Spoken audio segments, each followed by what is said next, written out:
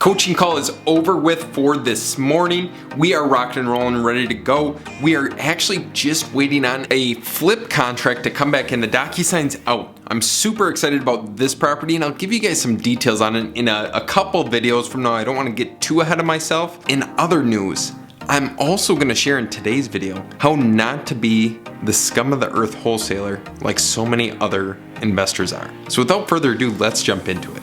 Now, when you hear scum wholesaler, what do you think of? Do you think of the people who are basically trying to piggyback off of other wholesale deals?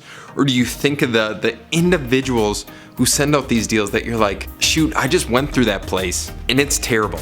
And these people are overinflating the repaired value, they're underinflating the rehab costs, and someone's gonna get themselves into a bad deal. So what do you do, and how do you not be like those people? The first thing that you need to do to assure yourself that you're not gonna be like those investors is to be honest. What ends up happening 90% of the time is people put themselves in scenarios where they contract the deal for too much money, and so they underpromise on the actual rehab cost, overpromise on the repaired value, and they end up screwing the next person who buys it. Why I warn you guys about this is because when people know that you send out mediocre deals or they lost money on deals of yours in the past, you start getting a reputation. And ultimately, that's the last thing you want to do, because if you're like us, you want to be in this business for the long term. You don't want to do it for the one-off deals or making $5 grand more or 10 grand more or whatever it is. Money does not matter. It's your reputation and relationships that truly matter,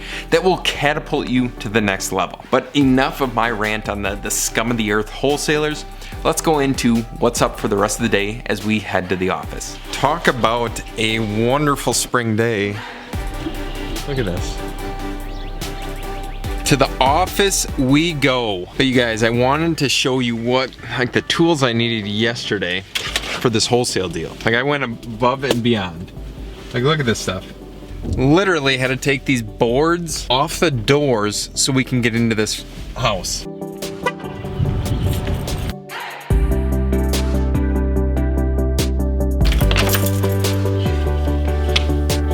And we're home. What is the plan for today? The plan of action. What's going on? What can we predict? What are we doing here at the office? Let's adjust this. I don't want to bore you guys with all the details of like the cold calls, the random things. If you like that content, just comment down below, let me know. Otherwise, I just kind of glimpse over what the day in the life looks like, because it's not sexy in most cases, like the reaching out to people, not getting any answers, talking to people, they're not interested, reaching out to other investors, networking with other investors, posting on social media. None of that stuff is too elaborate.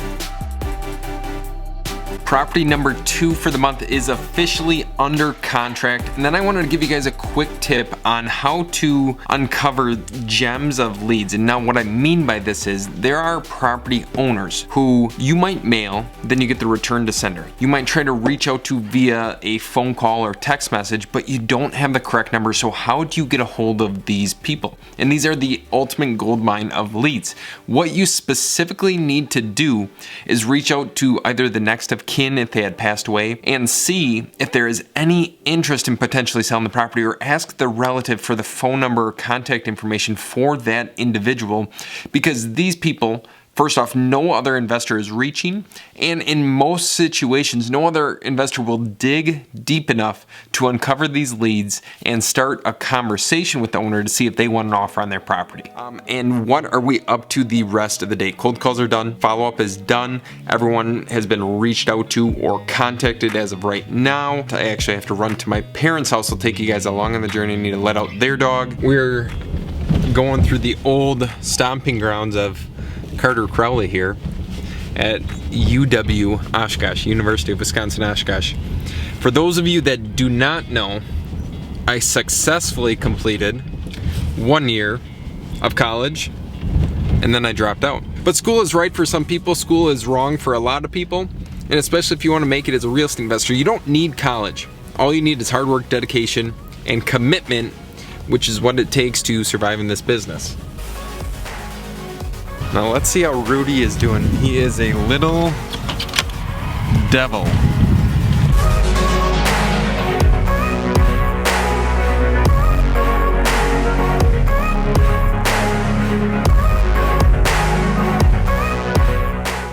So as you can tell, Rudy is extremely vicious. He's about 25 pounds, but he bites. He has a biting problem. We're gonna go check out one of our rental properties, and I'll kind of tell you the story. I've actually featured this property in a past video of mine, but the unit's completely remodeled. Then I wanna tell you some horror stories about property management that you need to be aware of, just so you don't run across a very unique situation that we had. Looks a little bit different than the last time I was in here. I haven't been here in months. I might show some old video. This actually looks pretty sweet. Floors are still incredibly unlevel. It's done. Let's check out the bath. The kitchen's actually a little bit more level than it used to be.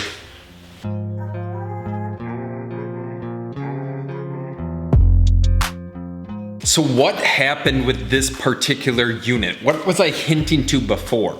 So this is, as you guys could tell, it's a 3-bed, 1-bath unit that's been completely remodeled. And I was making cold calls yesterday, and I was talking to this guy, and I was calling him about a property on the opposite side of the river here in Amro. And then I was like, yeah, we just remodeled this place on the other side of the river from me. It sounds like we did probably a similar rehab. And he's like, well, are you talking about that place on Madison and Huron? I'm like, yeah, that's the one. Oh, the 1-bedroom, 1-bath for rent for $700. And I was like, wait, what are you talking about? We don't have a 1-bedroom, 1-bath unit there. That's already been rented. We have a 3-bedroom, 1-bath lower that we were hoping for right around $900 for. And he's like, yeah, I think you should probably check that out. I noticed that this particular unit advertised as a 1-bedroom, 1-bath for $700 a month. It's insane. That's the stuff that happens when you or I do not manage our own units, when it goes to property management. So it just goes to show you that even if you have property management, you need to manage the managers, because otherwise you could be losing out on hundreds and hundreds of dollars per month if it's not done properly. Oh, hey, little girl. What's for lunch? I made the lunch. Okay guys, the lunch is done. We are just sitting on the futon here, as you can tell. But what we're doing now, we got a lead that came in when I was coming home from the Amro duplex. Came in, they called. It is from one of our Google Ads campaigns. I was talking to the lady. One quick note that I want to make for everyone watching this right now is price does not always determine motivation or willingness to go on an appointment. And what I mean by this is she had told me that she has 2 hoarders living with her. They've lived in the property for 25 years. She said she did updating within the last 5 years, but if there's hoarders living there, obviously it's not going to be in good condition, but yet she still wants a retail value. I have a feeling that the initial smokescreen number that she threw out is just a number. If she got that, she would probably be ecstatic, but if she didn't get that, it's not the end of the world. We'll actually record the call when I give her a shout back, see what she says, and then I'll let you guys listen. It's Carter giving you a call back. Oh, sure. Hey, I just was able to check things out. I wrapped up lunch fairly quick and was kind of doing some research on the place. We probably wouldn't personally be close to that 177 amount that you had thrown out. I don't know if that's kind of a sticking point. Like, we would have to be quite a bit lower. And the last thing, what I was thinking is probably, and I'm giving a ballpark, obviously I haven't seen the interior, we'd probably be between that 125, 135. Okay, yeah, that's a little low. Yeah. And there's no way you could work with that at all, or no?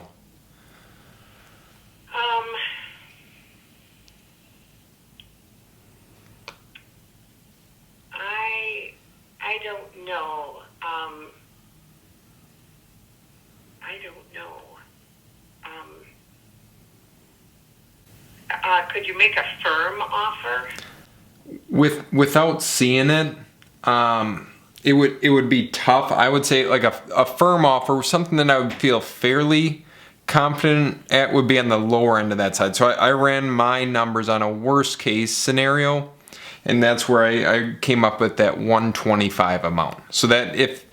Well, I don't think I could go below 140. Okay. So 140 is kind of that would allow you to kind of accomplish the things that... And no closing costs, no fees to us at all. Mm-hmm. And is it, I know you had mentioned before that August time frame, if my memory's serving me correct, that's kind of... Yeah. Okay. Because what, obviously, like, we're not too far apart from the 125 in a worst case scenario, and you're thinking along the lines of 140. Is there any more wiggle room on that, or is 140 kind of just, that allows you? 140 is as low as we could go. Mm-hmm. My husband put $100,000 into the... Oh, no kidding. It needs, well, the family room, which has the fireplace, is in back of the 2-car garage. Yep. And that's the one, it needs cosmetic work. Yep. Throughout the whole house. It needs all the carpeting removed and new flooring put in. And I do has a master bath. It's an ensuite. Yeah. So, and do any of those need any sort of remodeling work, Laura, or are those? Yes, they do. Okay. They do. And I'll tell you why. Right after we had the roof put in, yep. Then we found out we were having icing. Oh, geez. And we got stains in 1, 2, 3 of the bedrooms, and the master bath in the master bedroom. Because we didn't know why our house was getting water in through the roof. Mm-hmm. And so then we found out that we had to blow in extra insulation in the attic. Oh, okay. And so we did that, and we haven't had any water. I guess, is it something that, and I don't even know if this is possible, that, like, say in a perfect case scenario, Laura, would you even think about, like, sticking some money into it in order to put it on the market and sell it, or what's... Well, you know what? I thought about that, and I don't have enough money. And if I did fix everything, I'd stay here. Yeah. I love this house. We're in a great area. Yeah, it is. It is. Anyway, and it's got a large living room. That's where my office is. Yeah. And a large dining room and a huge kitchen with a breakfast area. Mm-hmm.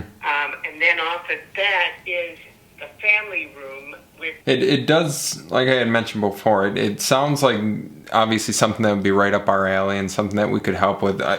I don't, from what we've kind of been discussing, I think the 140 would be a push for us. I think we could probably come up, and I don't know if it helps at all, and it might not. We would probably be up towards like 130, 131 would probably be our max at this point. And like I said, I know sometimes it doesn't work and owners need what they need, and I understand that. I don't want to be naive to that fact, but that's... And the 131 would all come to me, right?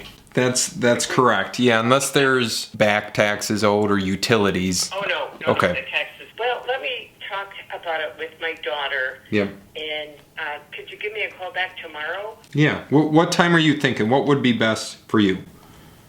Oh, I guess about 11. We will see. Obviously, I've never set my eyes on the place, so it's hard to go back and negotiate. And I did not want to, in these sorts of situations, could I have pushed her and went into, well, I guess, Laura, hey, I totally understand wanting to talk to your daughter, but what if your daughter's like, no, Mom, that just doesn't work for us? Then what happens? Or what if your daughter says no? So those are a few of the different objection handlers that I could have used. And I was thinking about using them, but I didn't. She was obviously not ready to commit to a decision yet. And without seeing the place, I don't know what it looks like. I know the place is probably worth $235 fixed up. So at 131, obviously that leaves us a pretty decent room for margin. And you can see she went from 177 to 140 to potentially 131. and I came up from 125 to 131. So we'll see how it goes. I'll call her back tomorrow at 11. I'll keep you guys posted. I'll post it in the next video, but that would be sweet. If we could get this one, never set my eyes on it. That would be the first virtual wholesaling deal, and then we would just obviously confirm. I would take a drive up there, send one of Katie's relatives through it for us, take some video, take some photos. I'm sure it's rough. She has 2 hoarders living with her. Sounds like her daughter might be one of them, obviously. Maybe her kids or her daughter's boyfriend or fiance or whatever. Let me know your thoughts on how I handled that conversation, what notes you took from it, if conversations like that are valuable to increase your skills in negotiating. And if you want to see other videos on a day in the life of the real estate investor, click and watch the playlist right here. Watch the rest of the videos. I look forward to seeing you in the next one.